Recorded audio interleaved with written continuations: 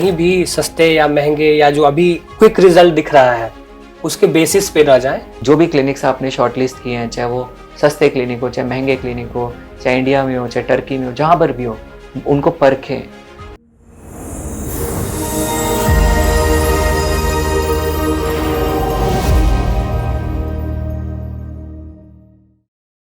आपकी क्या सलाह होगी उन लोगों के लिए जो कभी कभी इसी तरीके से सस्ते या महंगे ट्रांसप्लांट या सेलिब्रिटी इनके चक्करों में फंसते हैं और शायद मूल मुद्दे यानी कि मूल मुद्दा दवा, क्या डोज, माइक्रो डोजिंग और मेथड, मूल मुद्दों से भटक जाते हैं? क्या सलाह होगी आपको उनके लिए? मैं उनको यही कहूँगा कि प्रॉपर रिसर्च और प्रॉपर इंफॉर्मेशन कम्प्लीटली। और अब तो मैं ये सजेस्ट करूँगा, मेरे से जो भी लोग पूछेंगे इस बारे में तो मैं आपको सजेस्ट करूँगा, क्योंकि लोग जो बाकी सारे आप डॉक्टर्स के पास जाते हैं तो वो ये सारी चीज़ें नहीं बताते हैं कि इसमें मेडिसिन का क्या रोल है। मुझे आपसे पता चल रहा है पहली बार कि जो ट्रांसप्लांट होता है उसमें बहुत बार 90% रोल तो मेडिसिन का ही होता है, और वो रोल खत्म होते ही चीज़ें फिर से एज इट इज़ वैसी की वैसी हो जाती हैं।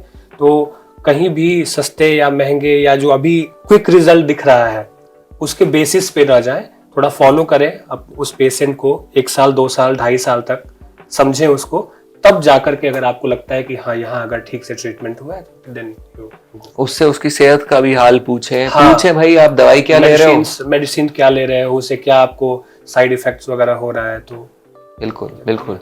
चलिए, तो अब आपकी जर्नी में हम देखते हैं, इसके लिए जो थोड़ा रिपेयर करेंगे तो कुछ बाल यहाँ से निकालेंगे।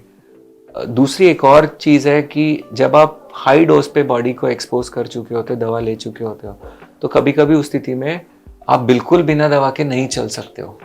तो ऐसे में कभी कम लो डोज पे हम चलाते हैं, पर पेशेंट्स में कभी कभी ये भी देखने में आता है कि लो डोज भी उनके ऊपर उतना काम नहीं करती।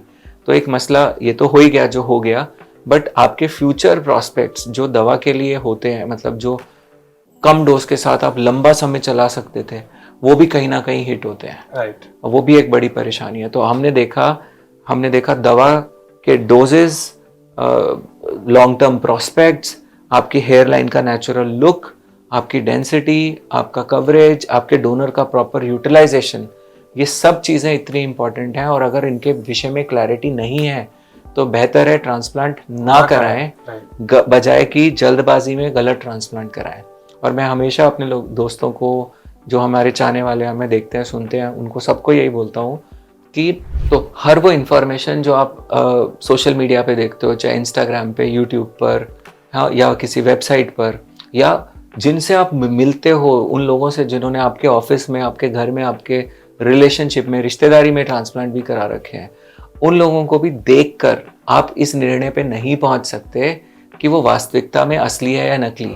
क्योंकि आपको वैधता तो साबित करनी ही पड़ेगी ट्रांसप्लांट की, कि जो आप रिजल्ट देख रहे हो, भले आप उन बालों को खींच लें, ये कर लें, धूप दिखा लें, कुछ भी कर लें, तब तक नहीं होगा जब तक आपको ये नहीं पता होगा इसमें दवा का कंट्रीब्यूशन कितना है। तो चलिए, हर वो इंफॉर्मेशन जो आपसे समय खींच लेती है, जो आपको प्रॉम्प्ट करती है, हाँ बस ये करा लो, वो इंफॉर्मेशन कभी आपके लिए सही इंफॉर्मेशन नहीं है। वो जानकारी जो आपको सोचने पे मजबूर करती है, हाँ भाई मेरा रिजल्ट कब तक चलेगा, हाँ मेरे रिजल्ट में दवा का कंट्रीब्यूशन क्या है, क्या मेरी हेयरलाइन ऐसी अच्छी दिखती रहेगी, मुझे इतने पीआरपी बताए जा रहे हैं तो क्या ये वाकई फ़ायदा करते हैं, या अगर मैं नहीं कराऊंगा, मान लो आपको कोई क्लिनिक कहता है कि आप 6 पीआरपी कराओ, 8 पीआरपी कराओ, और आपको दिखता है कि मैं इतना दर्द सह ही नहीं सकता बार बार पीआरपी कराने का, तो क्या मेरा रिजल्ट आएगा नहीं? तो अगर रिजल्ट आ जाएगा, क्या मेरा रिजल्ट उस वक्त खराब हो जाएगा? और अगर उस वक्त रिजल्ट आएगा और खराब नहीं होगा तो फिर मैं क्या फालतू में करा रहा हूँ ये इतने सारे पीआरपी के सेशंस? मुझे क्या फायदा एक को कराने का? भाई या तो आपको ऐसा हो रहा हो कि ये करने पर बहुत चरम सुख मिल रहा हो कराने पर, हाँ, तो ऐसा तो नहीं मिला होगा कोई चरम सुख आपको पीआरपी कराने पर? नहीं, बिल्कुल नहीं, है ना? बिल्कुल नहीं। ये अब आप समझ गए हैं सारी चीजें। जो लोग और इसके बारे में जानना चाहते हैं, हेयर के बारे में गहरी रिसर्च करना चाहते हैं, हमारी वेबसाइट विजिट करें satyahair-solution.com और हमसे कनेक्ट कर सकते हैं और ये जानकारी देखें अपने जहाँ पर भी आप रहते हैं दुनिया के किसी कोने में।